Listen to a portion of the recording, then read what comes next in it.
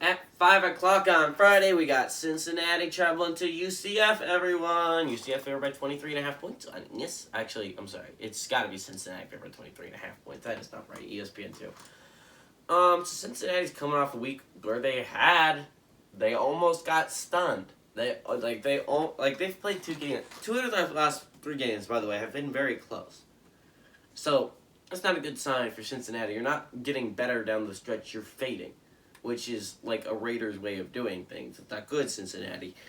You barely beat Navy. Tulane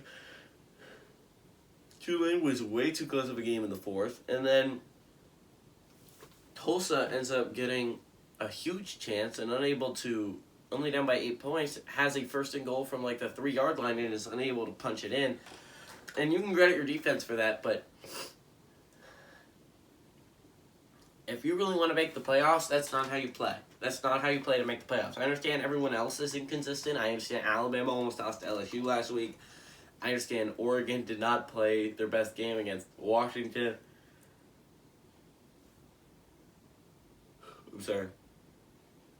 I mean, even Michigan State lost to Purdue, so it was a good thing you survived last week. I mean, 3 of the top 10 teams didn't survive last week.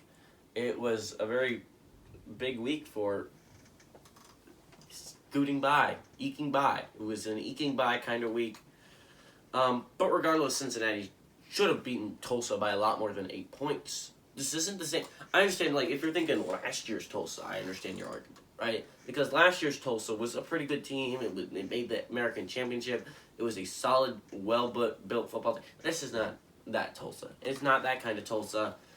So I don't think the game against Cincinnati should have been all that close, and it turned out to be. So, I mean, props to Tulsa all the way, but you got to blame Cincinnati a little bit. I think you have to split it 50-50. I mean, you have to give props to a good football team when they play extremely well against a superior opponent. Great coaching by Tulsa to be able to make that game close, but, you know, they weren't able to pull it off.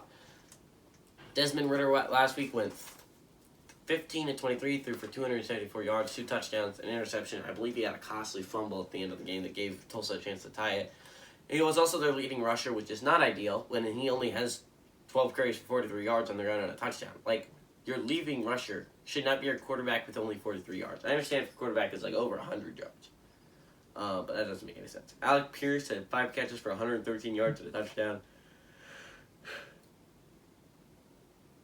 USF in their loss last week, Timmy McClain went 22 of 46, threw for 289 yards, 2 touchdowns, 2 picks. And he also was their leading rusher with 11 carries for 46 yards and a touchdown.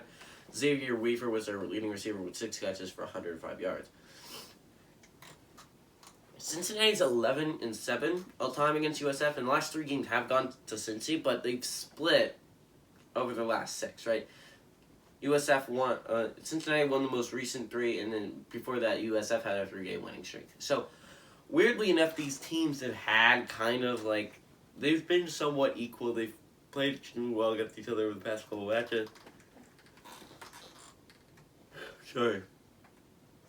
I think what's going to be really interesting here is can Cincinnati have a bounce back game? They did not play well against Tulsa a couple of days ago, like about a week ago, I guess. Can they win here today? Can they pull it off? Make sure it's not all that close. I think they can. I think Cincinnati is a better team than what they showed against Tulsa. Give me Cincinnati to cover that 23.5 point spread.